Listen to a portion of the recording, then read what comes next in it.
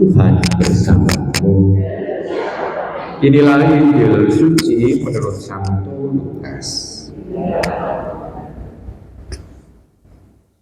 Genaplah bulannya bagi Elisabet untuk bersalin, dan ia melahirkan seorang anak laki-laki. Ketika para tetangga serta sanak saudaranya mendengar bahwa Tuhan telah menunjukkan rahmat-Nya yang begitu besar kepada Elisabet, bersukacitalah mereka bersama-sama dengan dia. Maka datanglah mereka pada hari yang ke-8 untuk menyunatkan anak itu. Dan mereka hendak menamai dia Zakaria menurut nama bapaknya. Tetapi Elisabet ibunya berkata, "Jangan, ia harus dinamai Yohanes." Kata mereka kepadanya, "Tidak ada di antara sanak saudaramu yang bernama demikian." Lalu mereka memberi isyarat kepada bapaknya untuk bertanya nama apa yang hendak diberikannya kepada anak itu. Zakaria meminta batu tulis, lalu tuliskan nama kata-kata ini. Namanya adalah Yohanes. Dan mereka pun heran semuanya. Seketika itu juga terbukalah mulut Zakaria dan terlepaslah ikatan lidahnya. Lalu ia berkata-kata dan memuji Allah.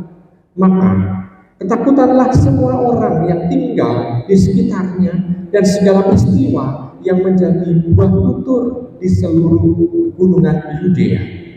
Semua orang yang mendengarnya merenungkan dan berkata, "Menjadi apakah anak ini nanti, sebab tangan Tuhan menyertai dia." Demikianlah sabda Tuhan. Ibu bapak, saudari terkasih dalam Tuhan, semakin dekat kita dengan hari raya Natal, semakin banyak tokoh-tokoh yang dekat dengan Tuhan Yesus semasa kecilnya atau waktu kelahirannya ini ditampilkan oleh bacaan Injil. Dan kita mendengar di sana yang ditampilkan adalah keluarga yang sungguh mengalami kehadiran Allah, yakni keluarga Zakaria, Elisabet, yang mempunyai anak Yohanes Pembaptis. Dan kita tahu di sana bahwa Yohanes Pembaptis menjadi penghiburan bagi Zakaria dan Elisabet. Karena zaman Tuhan Yesus, kalau ada dalam satu keluarga, zaman Tuhan Yesus ya ini, dalam satu keluarga kalau tidak mempunyai anak, dianggap menjadi kutukan. Nah, di sana kita bisa melihat bahwa Elisabet dan Zakaria mendapatkan pertolongan sendiri dari Tuhan di hadapan masyarakat yang lain.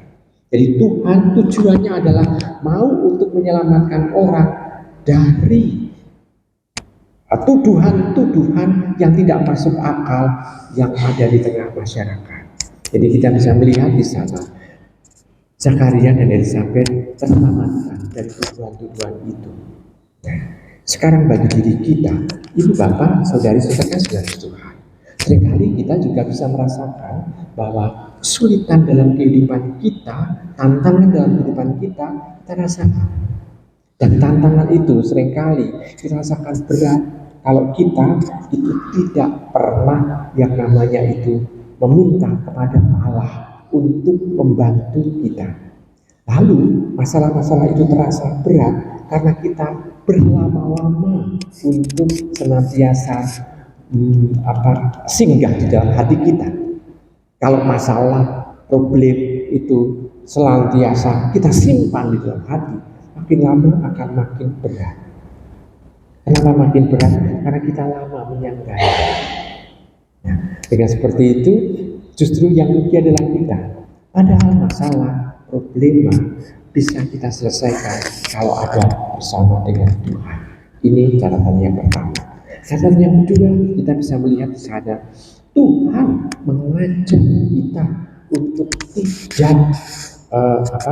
tidak gelisah, tidak takut, tidak khawatir untuk mengatasi semua kehidupan yang akan kita hadapi. Tuhan mengajak kita untuk bebas dari itu. Pokoknya setiap kali kita melangkah dalam kehidupan kita itu, rasakan langkah kita adalah langkah yang ringan.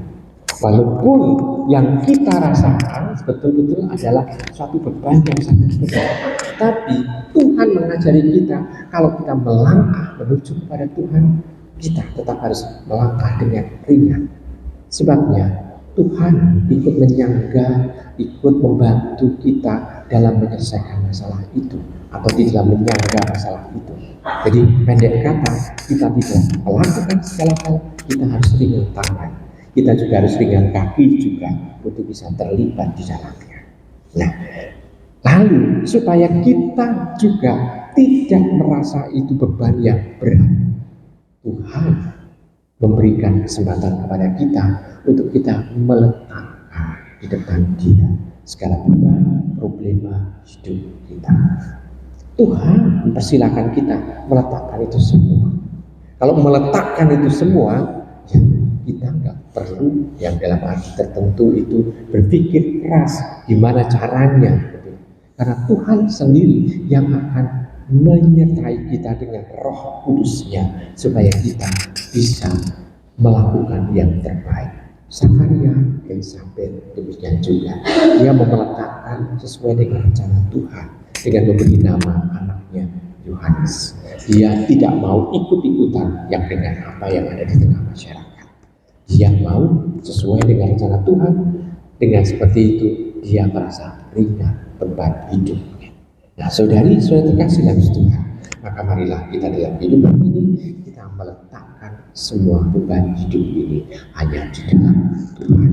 Selamat merenung.